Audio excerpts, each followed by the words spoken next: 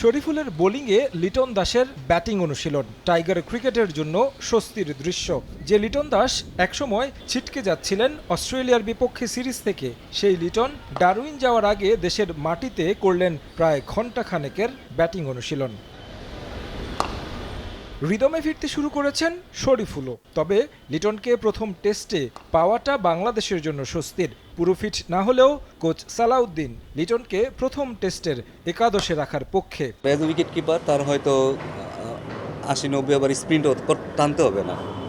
সে যদি ব্যাটিংটা করতে পারে এবং সে মোটামুটি, আমার মনে হয় সে যদি রানিং রেগুলারে যদি মোটামুটি সে ভালো করে, আমার কাছে মনে হয় যে সে যদি খেলার মতো অবশ্যই আমি আমার একটা এক্সপিরিয়েন্স প্লেয়ার এখানে আমার মনে করি যে এটা একটা যুক্ত হবে। ব্যাটিং নিয়ে আসলে কারণ এক্সপিরিয়েন্স আর আপনি কখনো এটা ভুলবেন না। আপনার যে এক্সপিরিয়েন্স এটা আপনি আসলে কখনো আপনার মেমোরিতে সবসময় থেকে যায়।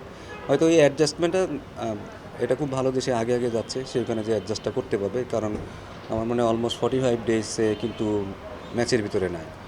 সে যদি প্র্যাকটিস ম্যাচটা খেলতে পারে, আমি মনে করি সেটা তার জন্য অনেক বেটার হবে। তখন তার জন্য টেস্ট ম্যাচটাও খেলা অনেক ইজি হয়ে যাবে। দীর্ঘদিন পর সাদা পোশাকে সুযোগ পেয়েছেন জাকের আলী অনিক।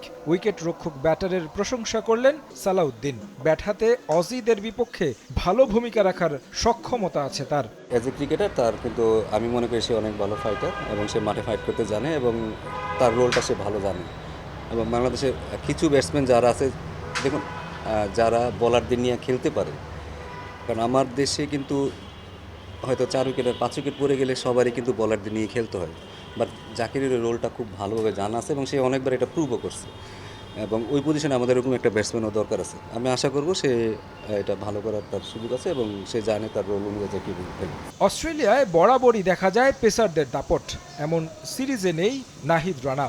তাকে নিয়ে উচ্ছ্বসিত ছিলেন সালাউদ্দিনও। তবে এটাকে অন্যদের জন্য সুযোগ হিসেবে দেখছেন তিনি। আমিও খুব এক্সাইটেড ছিলাম যে কবে দেখবো নাহিদ রানা অস্ট্রেলিয়ান ব্যাটসম্যানদের আসলে বাউন্সার মারতেছে, খেলার একটা এক্সাইটমেন্ট। আমি নিজেও অনেক এক্সাইটেড ছিলাম যে নাহিদ রানা খেলবে।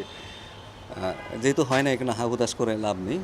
বাট আমি মনে করি অন্য বলার যারা আছে তারাও যদি একটু বুদ্ধি করে বল করতে পারে, আমার মনে তারাও অনেক ভালো করবে।